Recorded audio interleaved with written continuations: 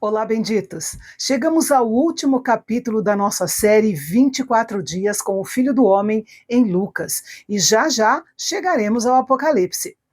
O capítulo de hoje nos leva a um território diferente. Se Mateus foca nas profecias cumpridas e Marcos na ação imediata, Lucas, como sempre, nos convida a observar os detalhes do coração. Pegue sua Bíblia e vamos mergulhar no último capítulo de Lucas.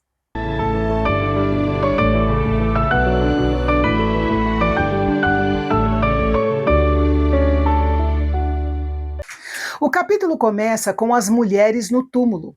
Mateus destaca o terremoto e o anjo como um relâmpago, mas Lucas foca na conversa.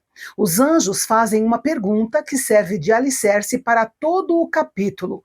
Por que vocês estão procurando entre os mortos aquele que vive? Um detalhe crucial que temos em Lucas é que os anjos apelam para a memória. Eles dizem: lembrem-se do que ele falou para vocês, estando ainda na Galileia. A fé em Lucas não nasce apenas de ver um túmulo vazio, mas de lembrar e conectar as palavras de Jesus à realidade presente. O problema dos discípulos não era a falta de evidência, era a falta de memória.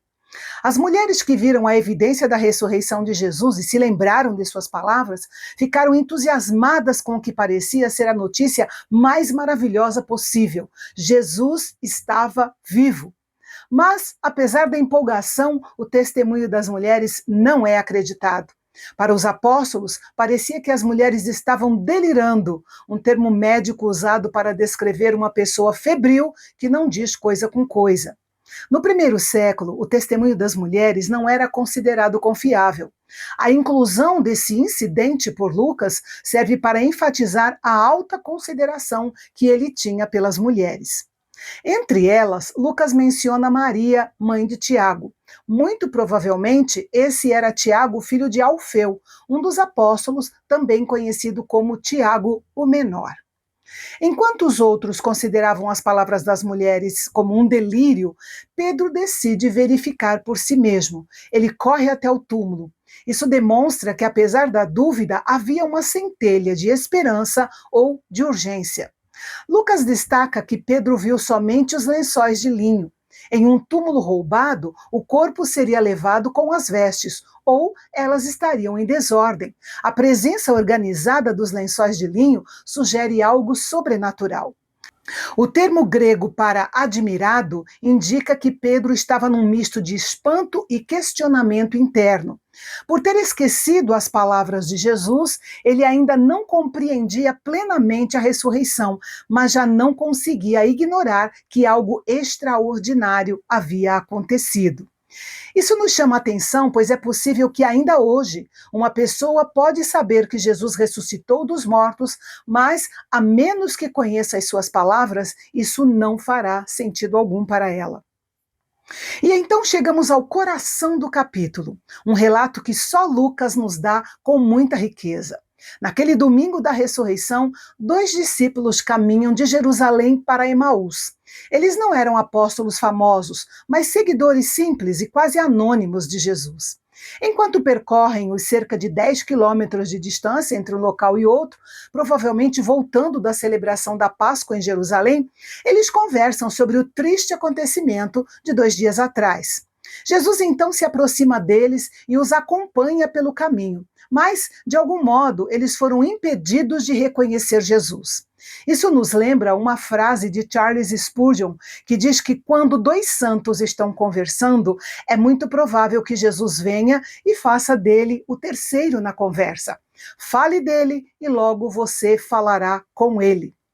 Jesus iniciou a conversa perguntando sobre o que eles estavam falando. Certamente Jesus caminhou em silêncio com eles por um tempo, apenas ouvindo, enquanto eles continuavam a conversa. A resposta deles, contando para Jesus sobre os últimos acontecimentos, mostra que a esperança deles havia sido frustrada. O corpo do mestre havia desaparecido e agora ouviam alguns testemunhos de que ele havia ressuscitado, mas até então ninguém o tinha visto de fato. Jesus então discorre sobre o Antigo Testamento, explicando a eles o que estava escrito sobre ele mesmo. Jesus mostra que a cruz não foi um acidente de percurso, mas o plano central de Deus, predito pelos profetas. A revelação final acontece à mesa, no partir do pão, um gesto tão característico que seus olhos finalmente se abrem e eles reconhecem Jesus. Mas então ele desapareceu. E ambos então confessaram que seus corações ardiam enquanto ouviam Jesus falar e ensinar as Escrituras. É incrível como Jesus pode estar caminhando conosco e se sentando ao nosso lado em todas as refeições e nossos olhos podem estar impedidos de vê-lo. Nós devemos orar para que Deus abra os nossos olhos para vermos Jesus, sentirmos Jesus conosco na nossa vida diária. Mesmo tendo acabado de chegar a Emaús, aqueles discípulos estão tão animados em ter tido aquele contato tão de perto com Jesus que voltam outros 10 quilômetros para Jerusalém e provavelmente muito mais rápido. Eles estão ansiosos para contar a grande notícia da ressurreição de Jesus aos outros discípulos. Chegando lá, eles então ficam sabendo que Jesus tinha aparecido para Simão. De fato, então, Jesus havia ressuscitado. Enquanto eles compartilham com os outros a experiência do caminho de Emaús, Jesus aparece entre eles.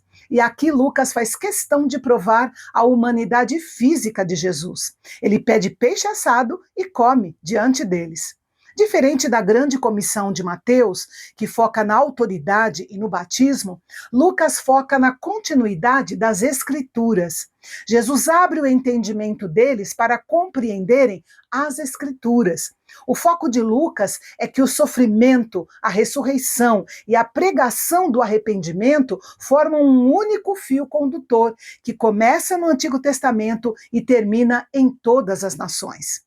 Outro ponto vital é que Lucas é o único que termina seu evangelho preparando o palco para o livro de Atos, ao registrar a ordem de Jesus. Permaneçam na cidade até que vocês sejam revestidos do poder que vem do alto. E esse poder viria quando o Espírito Santo fosse derramado sobre eles.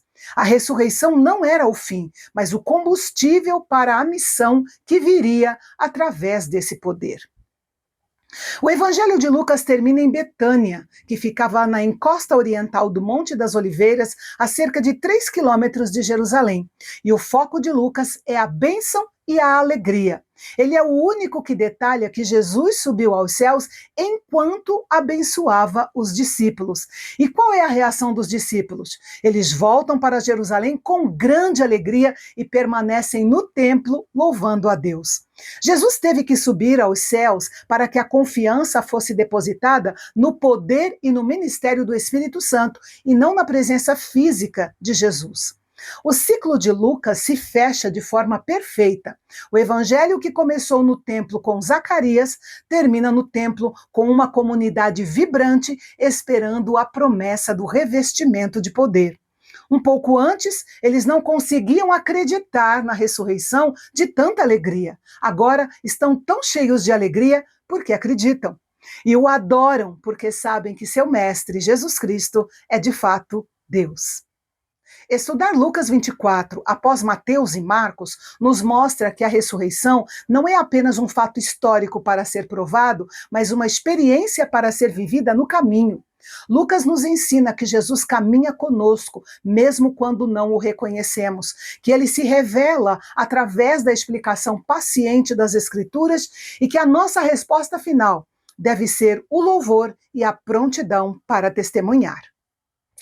E assim nós encerramos a nossa série do Evangelho de Lucas, esperando que você tenha acrescentado muitas informações novas para o seu conhecimento e muitas lições práticas para o seu crescimento espiritual.